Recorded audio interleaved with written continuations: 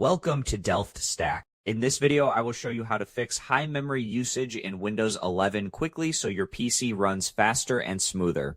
First, open Task Manager by pressing Ctrl-Shift-Escape and check which apps are using the most memory. Close any unnecessary programs running in the background. Next, go to the Startup tab in Task Manager and disable apps you do not need when your computer starts.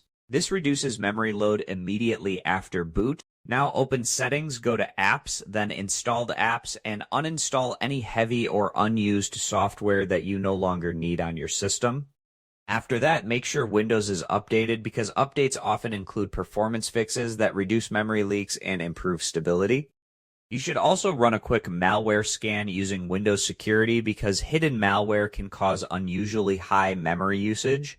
Finally, restart your computer to clear temporary memory usage and apply all changes properly. If this video helped you, give it a like and subscribe to the channel. See you in the next one.